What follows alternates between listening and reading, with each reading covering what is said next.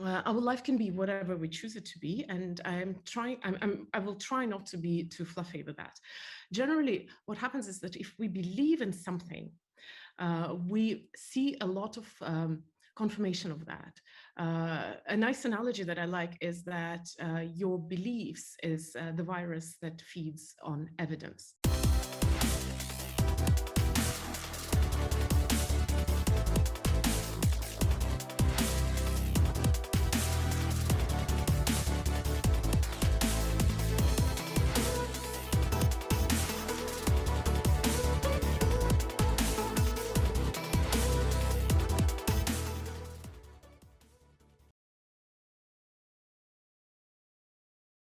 Hello and welcome to the True Grit and Grace podcast.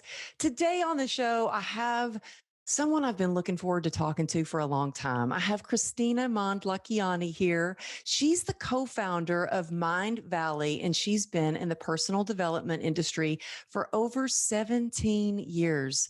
She's an incredibly talented, inspirational speaker. In fact, I just saw her on the Mindvalley conference that they just had. She's a serial entrepreneur, artist, philanthropist, and she's the mother of two beautiful children.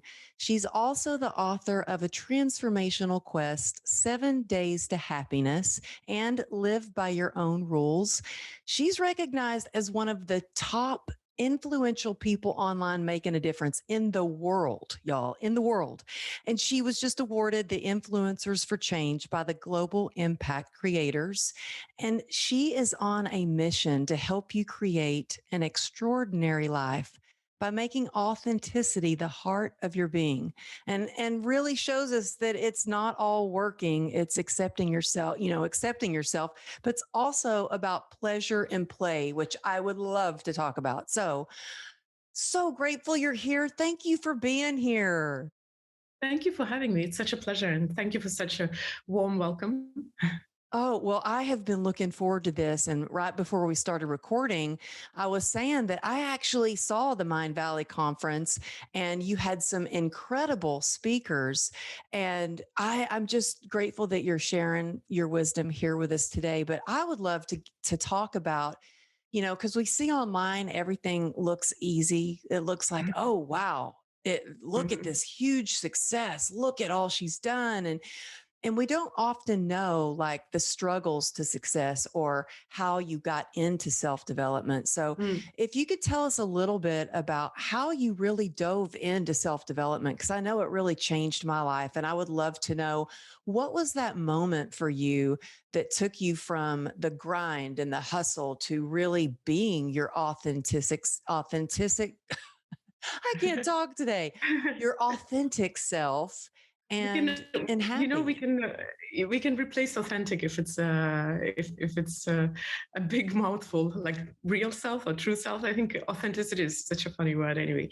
But thanks for this question. And I might have to make a little disclaimer before we go deeper into this conversation, just because often what I say is a little unexpected to people.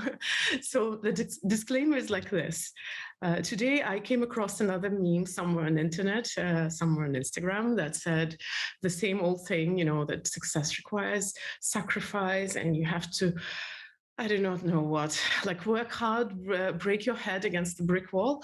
I'm of course exaggerating the saying, but it was something along those lines. And my initial reaction was to leave a comment, oh my God, what a load of bull crap. Because, and I'll try to explain why I say so. The thing is that our life can be whatever we choose it to be, and I will try not to be too fluffy with that.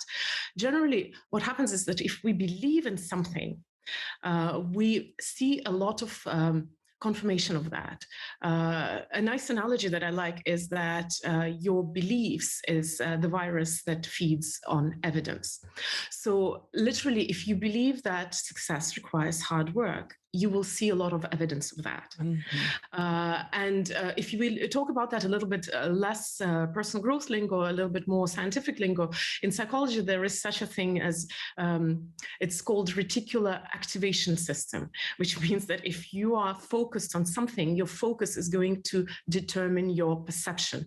So let's say if you are looking for a certain thing, like a certain color in the room, you will find that color. But if you change your focus to something that you were not paying attention to, it will be really hard to recall.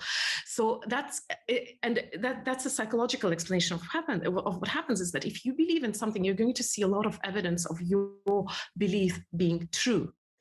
And that would be half the problem. The real problem is that you are actually going to place yourself in the circumstances to be the living proof of your belief yourself. Wow. So not just get it from the outside, like, hey, look, this dude had to work so hard and to sacrifice everything in his life, and that's why he's successful, but also find the proof in yourself that this is how it works, which is half the problem. Again, I like this half the problem approach. Yeah, it's so true. And what you're saying is, like, I remember when I was pregnant and I would be, oh, wow, there's so many pregnant people. And it was because I was pregnant. I was just seeing all the pregnant people. Or when you get a new car and you're like, oh, there's so many people with the same car as me. It's like so true. What we think, we start to see. What we believe, we start to see. Yeah. It's simply called reticular activation system. Your brain activates to see what you want to see. So as an example, and that's not related to success, I was having a chat with a really young guy in Russia, and we started talking about age and old age. And he said, I don't want to be old because I don't want to be sick. What's the point of living until 90 if I'm going to be sick and, I won't have energy for anything?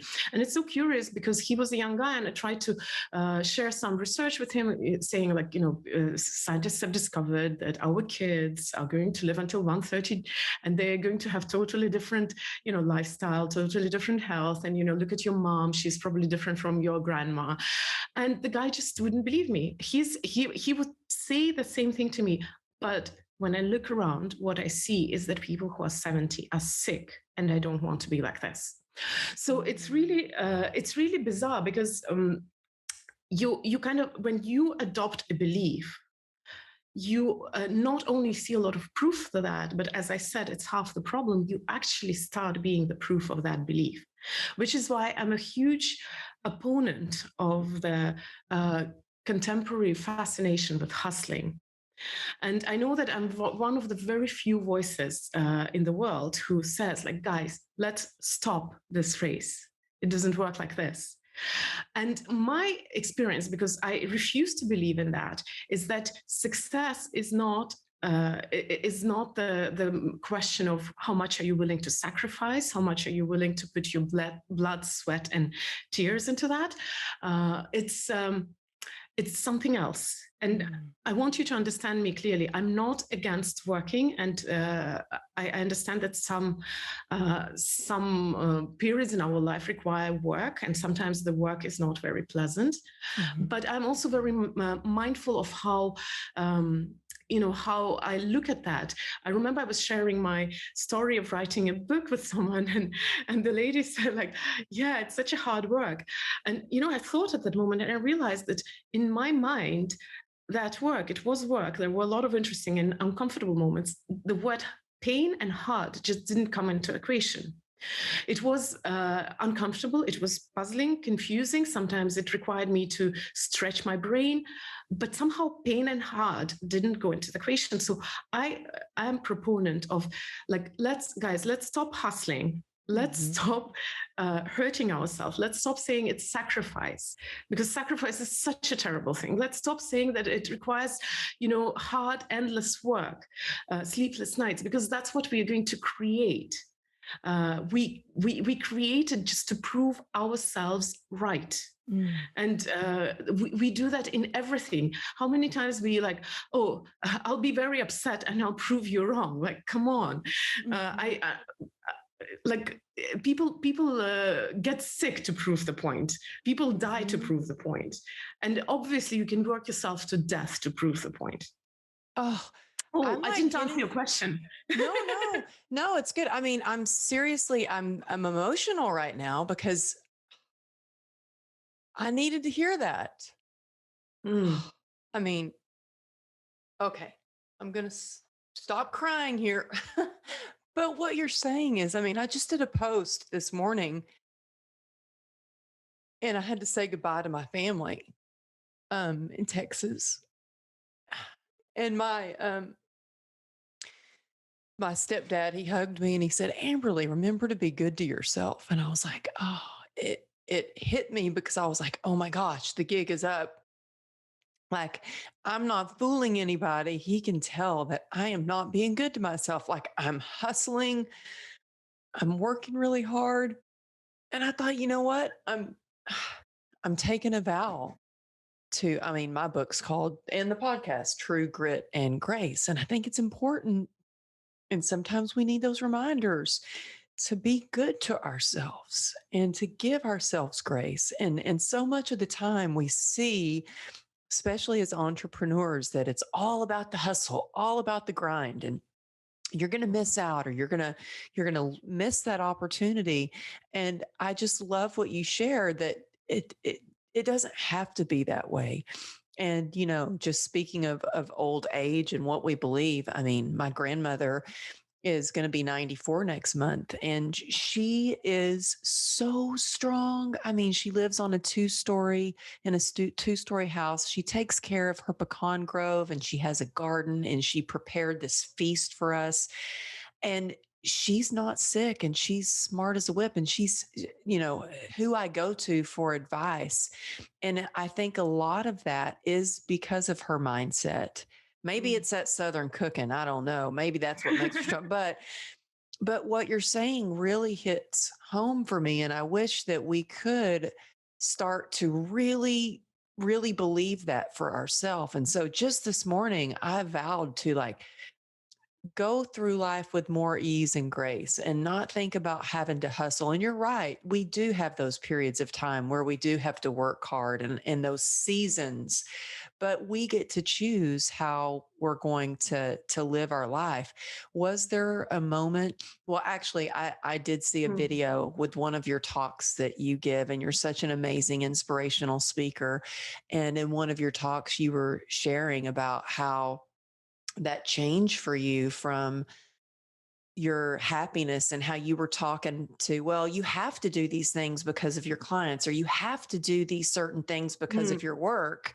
Could you share a little bit about Yeah. that, about how that switched for you, and you started to become truly happy and choose happiness instead? Because a lot of times I feel like we make happiness like a destination. When I get to this point, I'll be happy. Or when I achieve these things, I'll be happy, instead of choosing to be happy in the moment. Mm.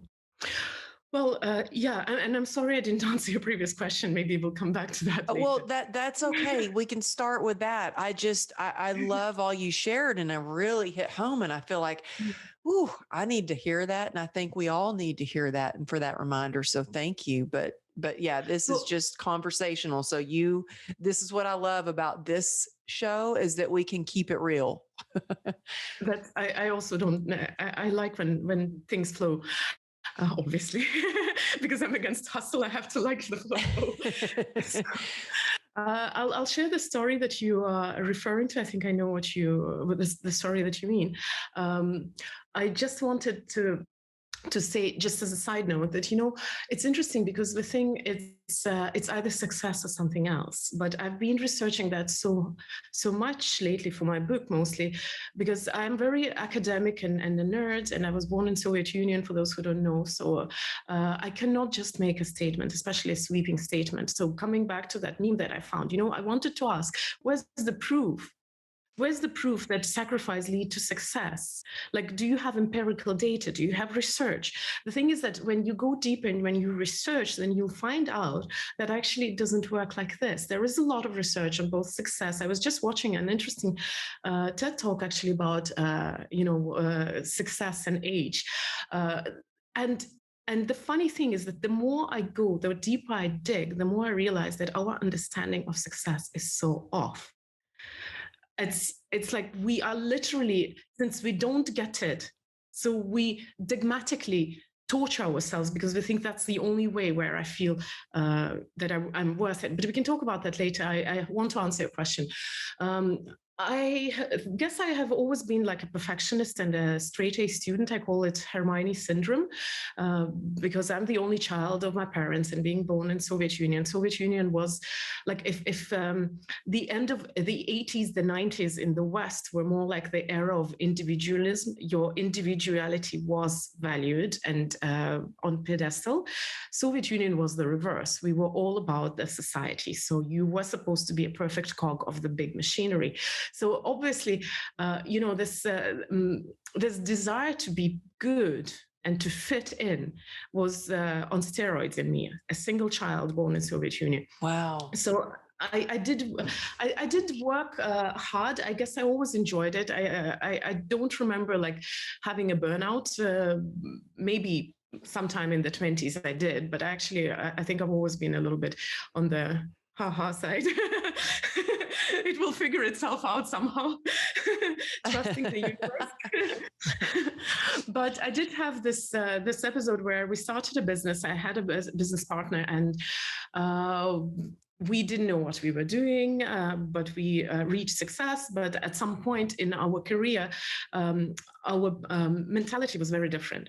I usually tell the story in the context of different mentalities in business. So there is an investor mentality and a freelancer mentality. So my mentality was very different from hers. And I'm not saying that one is better than the other, but when you have a very different approach to one thing, it's really hard to run this one thing. And since we were both new in business, our partnership was 50-50, so we couldn't split.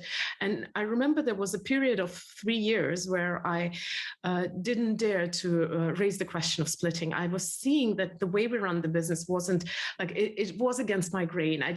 It didn't gel with me. I felt that we were doing the wrong decisions. We were placing emphasis in the wrong places, but I didn't dare to end the relationship. And my story was that there's a big course. We are running a very important business. We have business partners, we have clients, we have people who work for us in our team. I mean, our employees. So obviously, I have to sacrifice my own well-being and happiness to the greater cause. And that's such a beautiful story that we often tell ourselves. Again, going back to my past, I was brought up on the literature of the 19th century. I can quote Jane Austen by heart. So this idea of martyrdom, it was very appealing to me throughout my younger years. But the thing is that we're sometimes confusing, and we are taking these great ideals which work in the times when there is like a revolution or pandemic right now. But in everyday life, it's just a lousy excuse. In everyday life, it's not really like you have to sacrifice your happiness for a greater good. It's you being afraid to rock the boat. It's you being afraid to take a decision. It's you being afraid to make a change. And that was my case. The moment when I realized that I wasn't really sacrificing my happiness for the greater good, I was sacrificing it because I didn't dare to do the conflict with her. And that was all. And I was afraid to be alone in business. I thought I needed a business partner I didn't need her. She was my emotional crutch. I was afraid. And that's why I needed someone by my side. So the moment when I realized that indecision was not because of a greater good, which is a beautiful excuse, but it was because I was just scared. There was no other choice. I told her that we have to separate. It is a slightly different story altogether, but like when you separate in a business, it's like going through a divorce. I mean, it's tough. Even when you have somebody that you've worked with for years. I know for me, when I lost someone that was a part of my business, it was tough. It's emotional. And it does take courage, but I think we find the answers when we have time to ourselves and we can sit in silence and listen to I always say, listen to your gut about what you need to do, what feels right to you. And I think that the answers are always there, but a lot of times, like you said, we make excuses and they come from fear, or deeper stories that we've told ourselves. I know for me, I sit and I ask myself, well, why do I feel like I need to do this? Why do I feel like I need to continue to grind, that word grind or hustle? And it's like, what am I trying to prove? Why do I feel, is it because I don't feel worthy? Am I trying to be good enough, or what are the reasons? And so what year was this for you when you split this business relationship? Oh, that was 2014 or 2015. I can't remember. I think 15. That took some courage, though, to do that.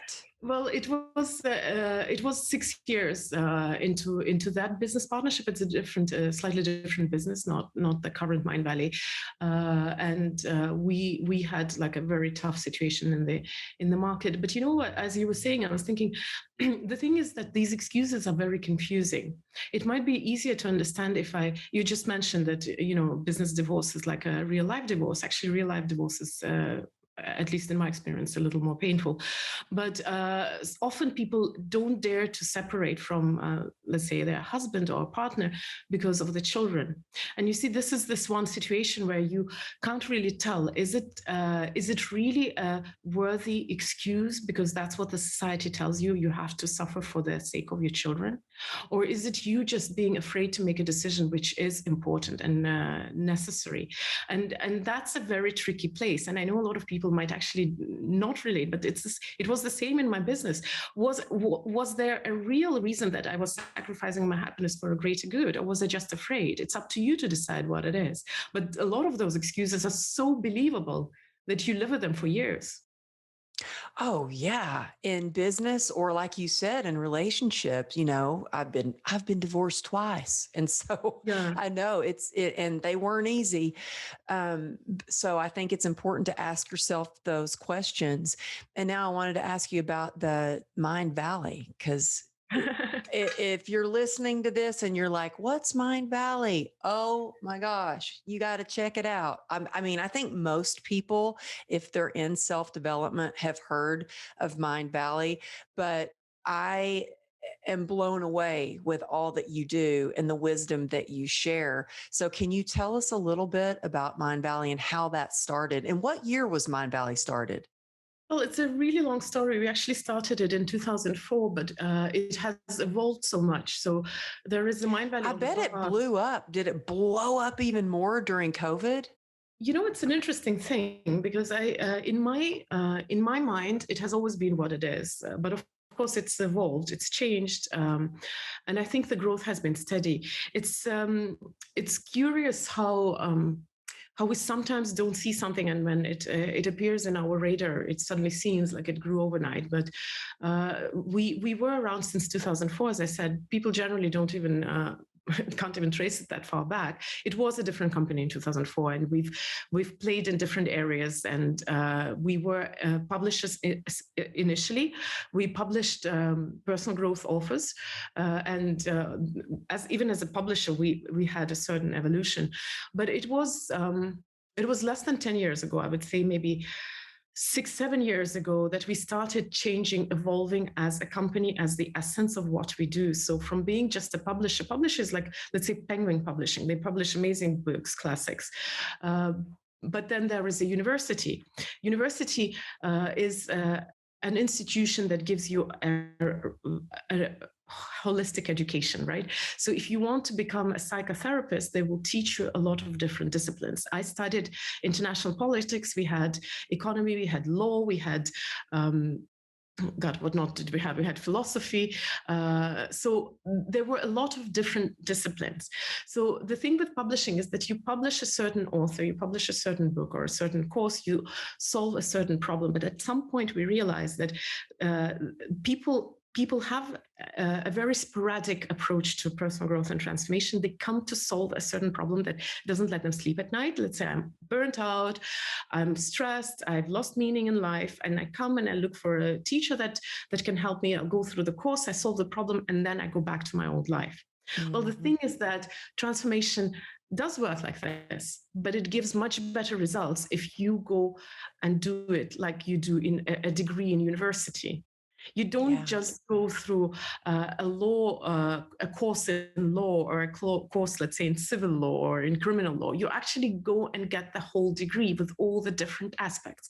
So when we realize that the humankind can benefit from actually getting a holistic education in transformation and personal growth and all the important things for life, then we started understanding ourselves differently. We actually shifted from being a publisher to being an educational institution. And there were other evolutions from there. But generally, what we are trying to do is that we're trying to help people to have personal growth and transformation as their lifestyle, as a habit, as a tradition, the same way as hygiene has become our lifestyle. 200 years ago, people washed sporadically when they were very dirty and stunk. Now it's a part of our everyday life. So I believe that our betterment or improvement of our life shouldn't be in the moments when it's really painful. It should be something which is just such a natural part of everyday life that you don't even notice the transformation. It doesn't come with pain. Yeah. That's and you know what? an answer. Well, no, I love that. And I think that it does have to become a part of your life. It's the same kind, I've been in the health and wellness industry for 26 years now, and I really don't like the word diet. I mean, I like the word lifestyle. Like if you can just shift your lifestyle and you can start eating better and things that are good for you every day as a part of a healthy lifestyle, or moving your body however you can every day, you're going to start to see those transformations. But you say something about knowledge that I loved, because I think it's so true. You say, knowing doesn't change your life. When knowledge is experienced, when it influences your perception of the world and guides your actions, then it becomes functional and worth having. And I loved that because, we can go to all the conferences and learn about self-development. You can read all the books, but we have to be willing to do the work every day. And when I say work, I love work. So I to me, work is what I love. But it means willing to show up for ourselves. And so tell me some of the things that Mindvalley offers so people get an idea of what they experience when they go check it out. I mean, even if you check out Mindvalley on Instagram, I have to make myself get off, because I start watching the IGTVs and everything. And I'm like, okay, get off, stop. I need to stop consuming right now. I need to get back to work. So tell us a little bit about what they can expect when they go and take a look at Mindvalley. I'll blush here. Maybe you don't see that I have bright light, but I have to say that I'm the face of Mindvalley in Russian. So I know what we offer in Russian. And I'm a little bit vague at times what we offer in English, just because it's really a lot. We have a lot of amazing authors, the best authors in the world. We usually have the loudest names in the industry. You do. Like the speakers that you have, I was blown away. Amazing. Thank you. Yeah. It's a result of being in the field and of doing the work and being consistent there. So obviously we have some of the best authors. So I will give you a very vague answer for that particular reason, that I'm the face of Mindvalley in Russian and I don't want to lie about particulars in English. But generally it is, we have it's like with university. It's so hard to describe university, right? There are courses, there are professors, there is the community, and some universities are cooler than the others. And then you realize it's not because they all have the same components, but certain things are a little different. So Mindvalley, yes, there are teachers, and they're the best teachers in the world in their niche of personal growth and transformation, generally speaking. If you talk about a little bit more practically, then we are attempting to give people the knowledge, the wisdom, and the experience and the transformation in those areas that are important for your life.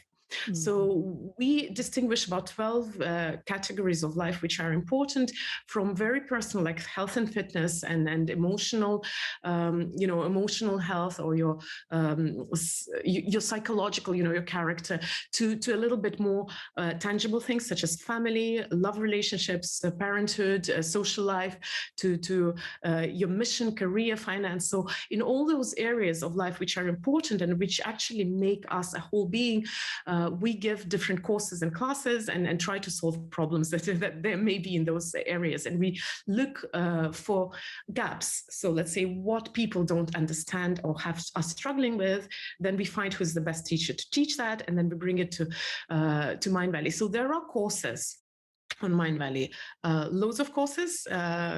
I know that in Russian we have 30, but I think in English it's 40 or 50 from different authors. We have such luminaries as Neil Donald Walsh and Ken Wilber, and Nir Eyal is now, I think, a course.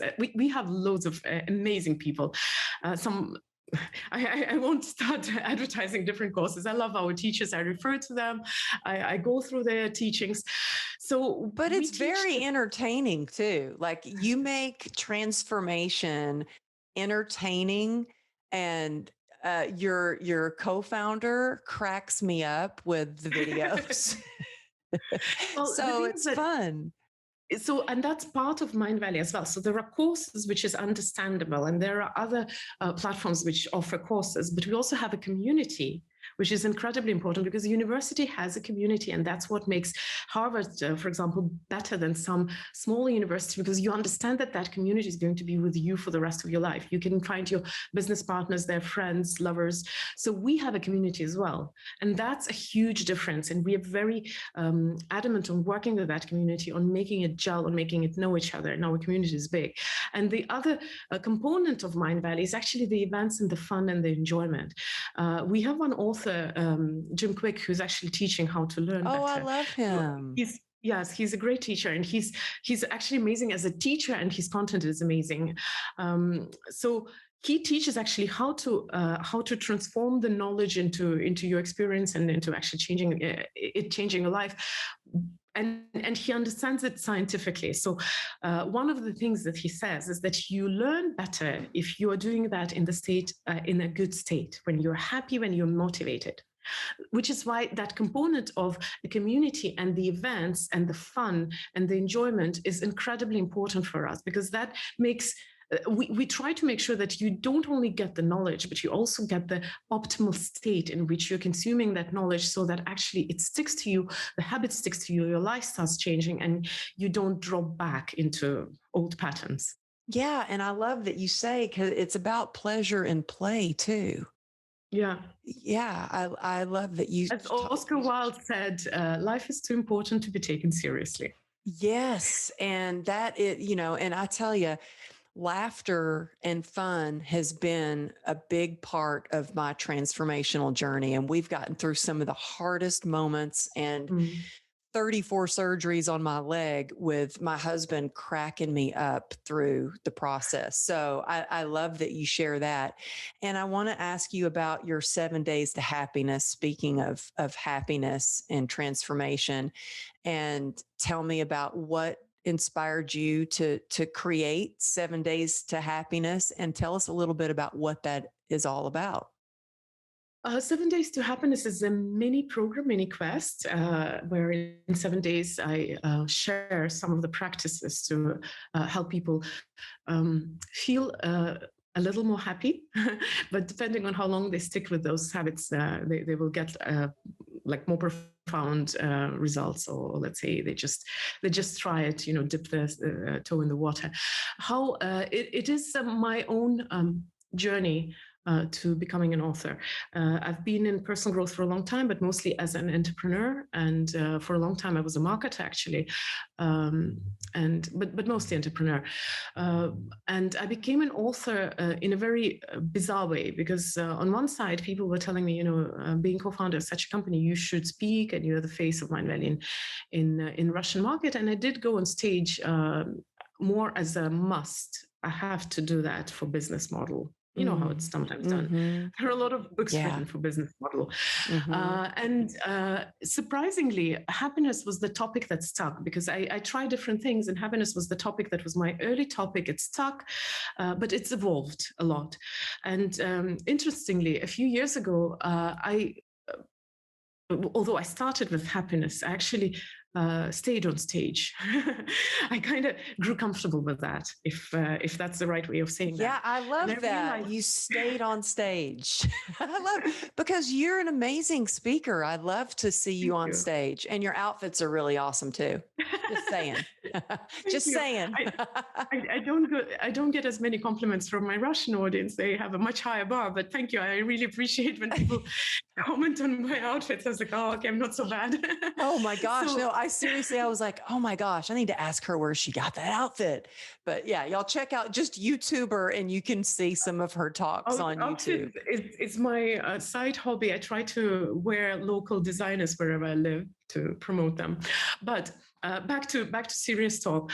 So, I stayed on stage, and it was recently that I started understanding that as a speaker and as an author, I have matured, and I feel the difference now. I wasn't terribly ashamed, or I don't regret that I went on stage because somebody pushed me and said, you should do that.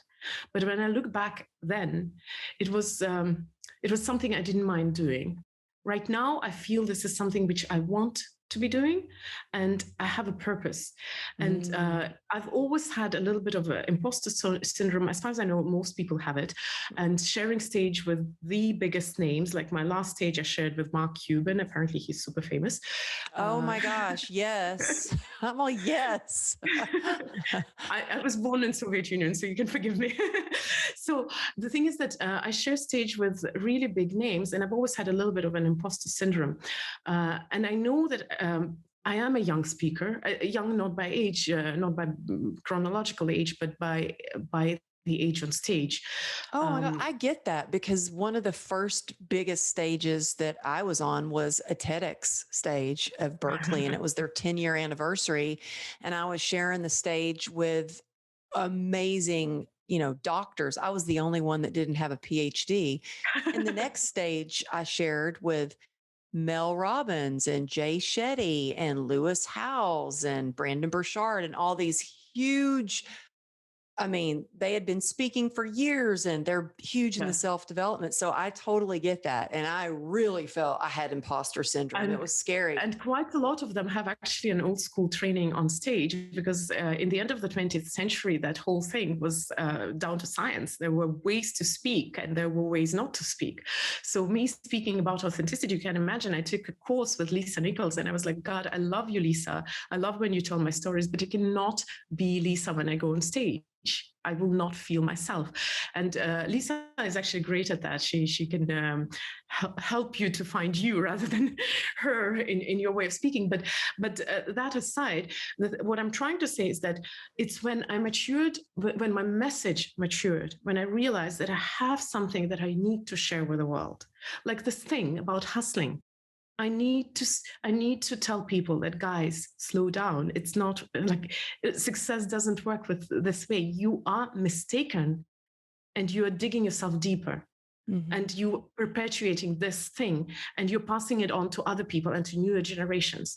So I feel the message, although success and grit and hustling is not my main message. It's about happiness and authenticity. But when I matured, my message matured, I didn't mind having an odd accent on stage, being new on stage. I didn't mind being the other person in Mindvalley, the other co-founder that nobody knows. I didn't mind any of that. It didn't matter. And actually, when I was going on stage at our last event, which was massive, we had 200,000 people who signed up to attend. We had 50 authors. Some of the names were so massive. I actually, sorry guys, if it doesn't sound humble enough for a woman, but I told my team, I said, I think my message is so much more important than most of the big names, and I need to speak, and I need to speak well, because I want to be heard. Well, I saw that on one of your, I think it was on Instagram, where you told your team, like, no, I need to get out there and share my message. And that's powerful. And I think we need more women like you that are like, no, I need to share this message and get out there. I mean, I remember doing this other big event and it was all about transformation. And there were a couple of other female speakers. I mean, it was me and Mel Robbins, and then it was mostly men. And they had a panel and it was all men. And I went up to the creators and I was like, you know what? Do you think that we could add some women to your panel? So I love that you got out there. You're like, I need to speak. That's powerful. And when you do that, you inspire other women to do the same. But before we go on, I want to go back to something you said. Mm. You talked about talking with Lisa and you were like, I need to be myself, because I love Lisa and I love her. She's actually one of my favorite speakers. And if y'all don't know her, check her out on Instagram. I think Lisa to motivate. Yeah, Lisa to motivate, and you'll see who she is. And I loved her talk at your conference and about her talking about filling the cup and sharing from the overflow of the cup, sharing from the saucer. But did she mentor you for speaking? Well, you see, I've been in this industry for such a long time. I've learned speaking here and there from a lot of people. With Lisa, we did 3 classes. I did feel when I started speaking on stage, I did feel that I need to understand it deeper. And Lisa had this amazing talent. I was telling her one of my stories from when I was 8, and then she's like, wait, Kristina, let me tell you a story. She tells me my story back, and I'm in tears. I'm like, Lisa, I was telling you that story lightheartedly. How can you tell me my story back to me? And I'm crying. But she has this talent of storytelling. So I learned. She is. She's a great storyteller. Yeah. And I learned this from her. Of course, I do it in my own way. The thing is that, you see, we humans will love simple recipes. The 10 things to do to be successful. The 5 things not to do so that your marriage lasts. And we love those simple recipes, but life is not a recipe. Life is full of contradictions. There's day, there's night, there's pleasure, there's pain. The beauty of life is that different situations require different approaches.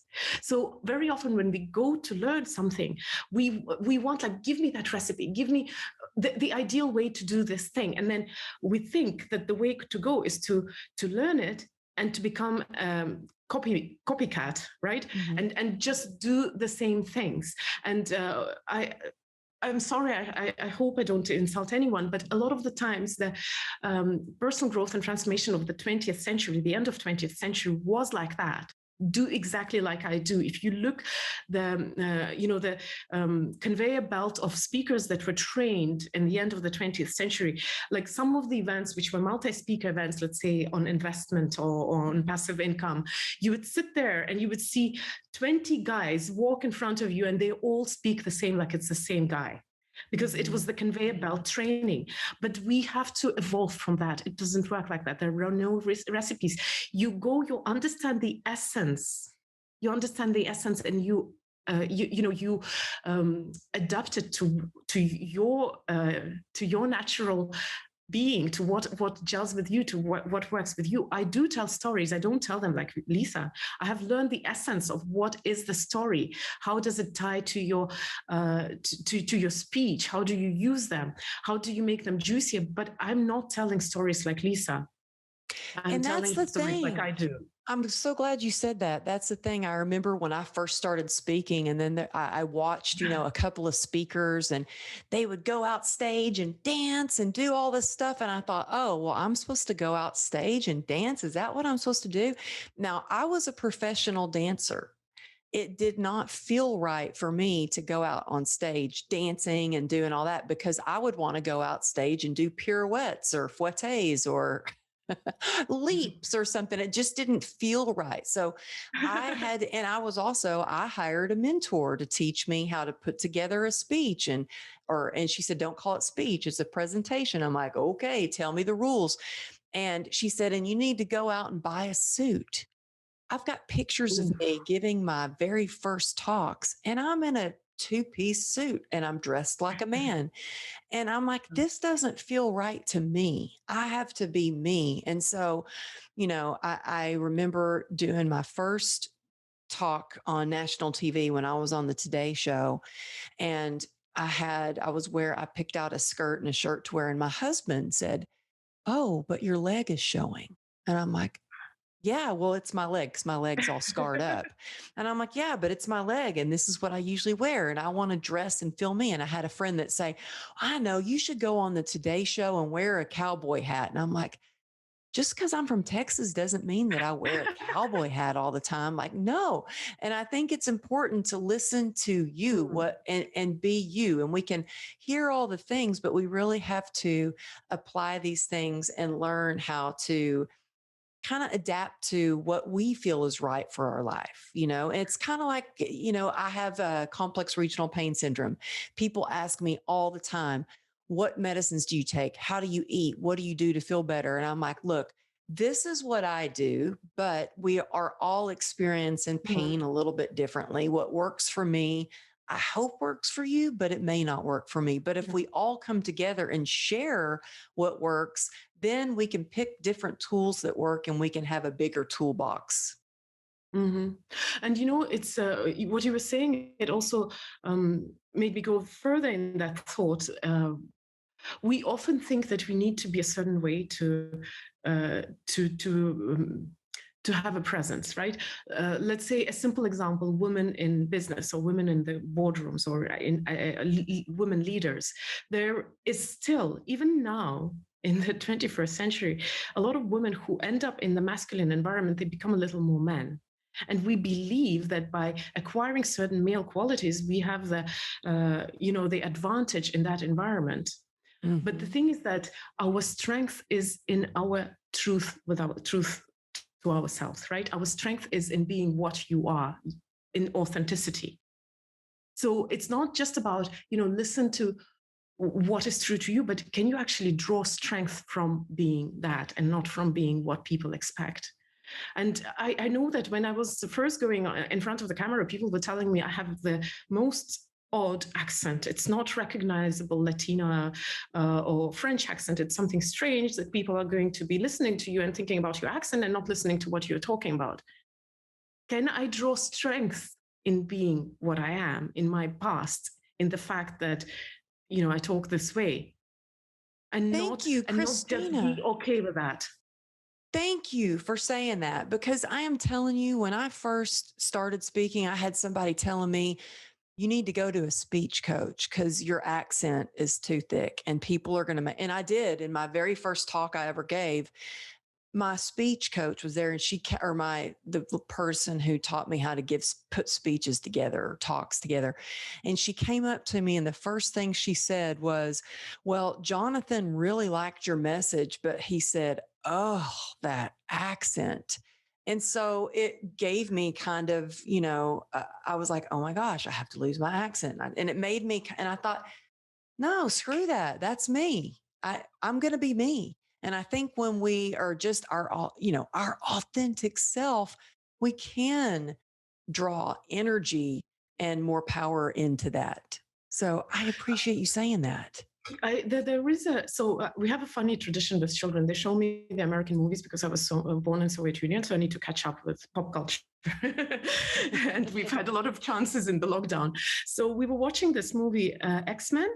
Uh-huh. I don't remember which of the episodes because it's a lot of episodes of X-Men, but I think it's about the Mystique, this character, the blue character. I think it's her origin story. So if you know X-Men, you would know what I'm talking about. If you don't, just imagine, although I can't imagine nobody knows, somebody doesn't know X-Men. So there is this blue character who is transforming into whichever shape she wants. And in her early career, she would always present herself as a girl, as a blonde girl. So she would always be in that form, whereas her natural form is this blue thing. And there is this one episode where one of the questionable characters, mostly villain Magneto, looks at her and says, like, why do you waste so much energy trying to look like this? And that's such an interesting remark. He said, you'd fight much better if you just were yourself. So his message was that her trying to keep the form of the girl with blonde hair, something which people recognize, is taking away her power from doing other things. Mm-hmm. If she just accepted what she was and stopped trying to be something else, she'd have so much more power doing other things which are important. And that's the thing with us. The moment when I gave up perfectionism, when I gave up trying to be something and just said, guys, this is what I am. You either take me or you don't take me. If you don't take me, your loss.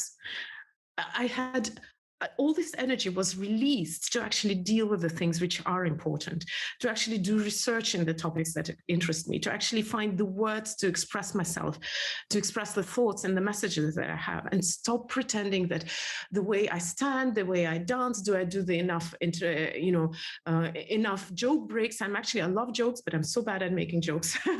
And I can focus on things which are important.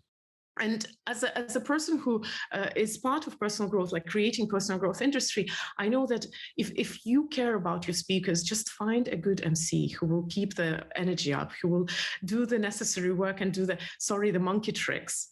But let the speakers be themselves. Then they will perform the best. Oh, that's powerful. Yeah. And, I think that really when you accept yourself for all that you are, I know for me, when I finally let go of the shame, and I always used to try to cover up all my scars. And I even had a doctor tell me, well, you'll never wear shorts again with scars like that.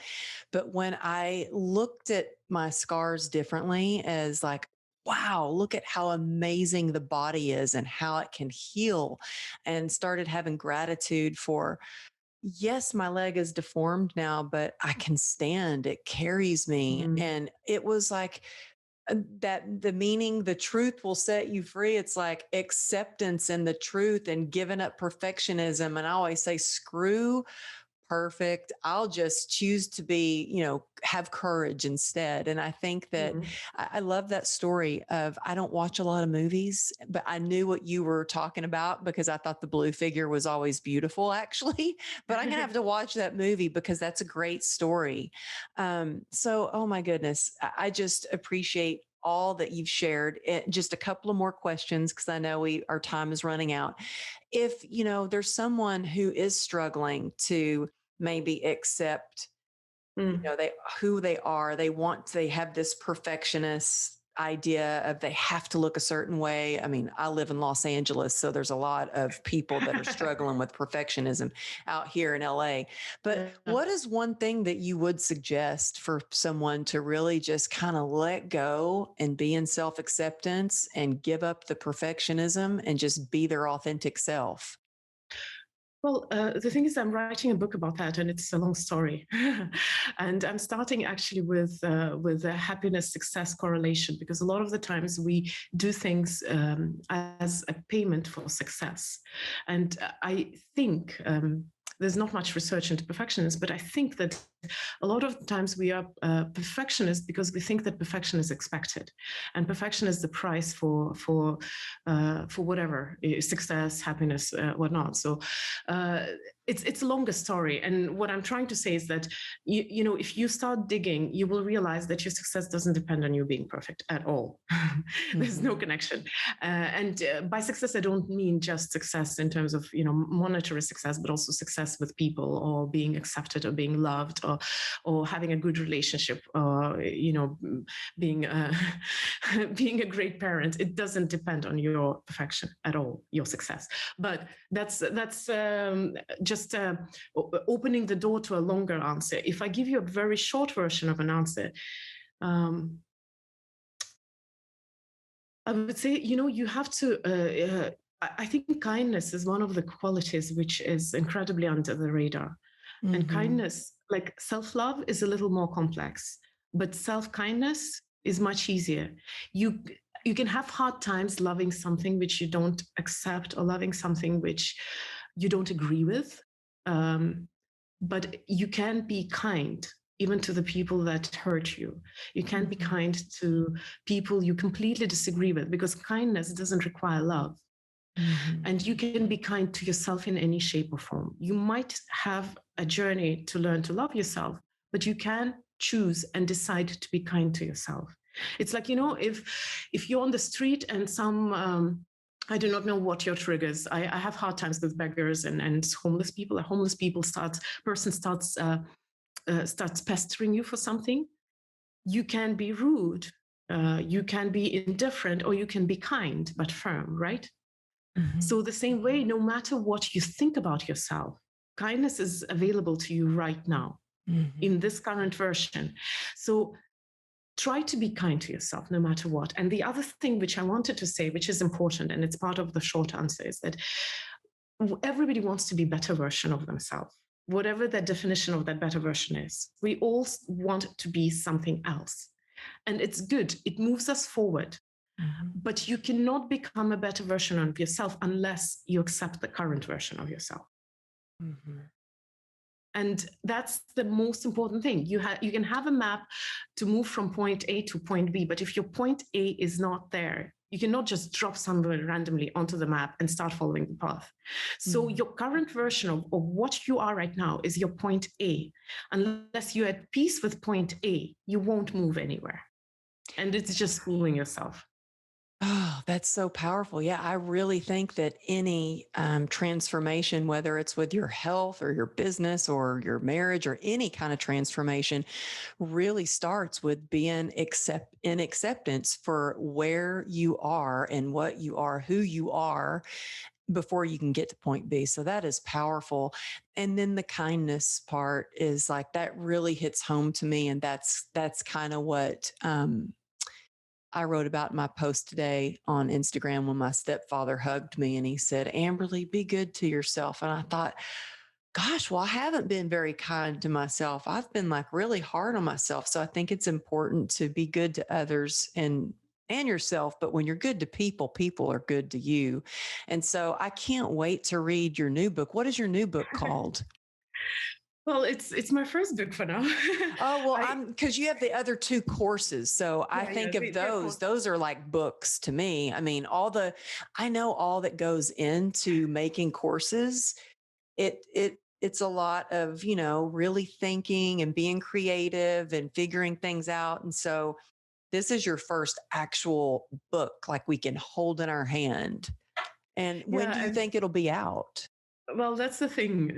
With courses, it was easy. I have a time scheduled and a camera and people, and I just have to perform. With book, my perfectionist has a field day. So I have just contacted my publisher or a publisher who might be publishing me, and I hope that they're going to give me a deadline. My personal deadline is to finish writing it by the end of summer, and I've changed my routines today a little bit to write more diligently, because you know how day is. You wake up slowly, nicely, and then by the end of the day, I was like, I haven't done anything. So I've changed my routine a little bit, so I hope it will start moving faster. The first part is pretty much done, but yeah, end of summer, hopefully. Oh, that's awesome. And what's it called? Can you tell us what it's called? Yeah, I can, but the name will most likely change, because name is the last thing to come. Yeah. So the working title is Path Back to Myself, or Path Back to Yourself. So it's about finding your way back to you. Yes. Well, the premise, I will tell you the premise. The premise is, once I came into the office and I have been traveling somewhere, and a friend, she just like, oh, Kristina, I've missed you. And I answered without even thought, without skipping a beat. I said, oh, I've missed me too. And at that moment, I was like, you know how the record screeches and goes to stop. I was like, what did I just say? I said, I missed me. So it's this moment where I realized that I was kind of, because I had my issues, but I'm always very functional, perfectionist and all that, high achievers, hustlers. Yeah. I mean, I resonate everything you're saying. I'm like, yep, me too. I lived a life and everything was there. I was showing up. I was showing up to the family, to the office, to stage. I was there, but I was missing myself in my life. And that's the premise of the book. Oh, I can't wait to read it, because I'm telling you, everything you say, I'm like, yes, I totally get that. Because you can show up and be functional, but really missing yourself. I totally get that. So, oh my goodness, I have just enjoyed talking with you so much. I really needed to hear all that you shared. I just want people to be able to learn even more from you. So can you tell them where they can find your courses and maybe get, a pre-order of your copy of your book when it comes out, and also let them know where they can see some of your inspirational presentations that you've given, because it really touched my heart. So where can they find you? Thank you. Well, my courses are on Mindvalley platform, so you will find me on Mindvalley. But on Mindvalley, there are a lot of amazing authors. So I'm one of a whole parade of great authors. My personal Instagram is the only place where you just hear me, and I share everything that comes out, all the news, all my speeches. So it's my personal Instagram, Kristina Mand. Yeah, Chris, and you guys, y'all can go, and she's got a link up right now where you can go and just click a link to find the 7 days to happiness and also live by your own rules. She's got everything there in her link tree. I don't know if when you hear this, she'll still have that, but for now, she's got that up there. And definitely check out Mindvalley.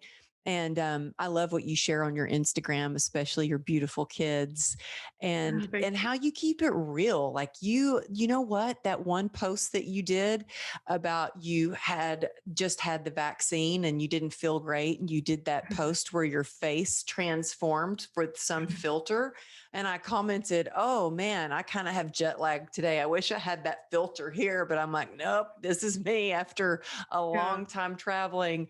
But yeah, I love what you share and what you post, and I can't wait to read your new book and see what's in store for Mindvalley as well. So thank you so much for being on the show. And y'all, if there's, whatever part stood out to you, please screenshot it and tag us on your Instagram, or just reach out and let us know that you heard the podcast. But anyway, thank you so much for being here. Thank you for having me. It was a great pleasure. Thank you.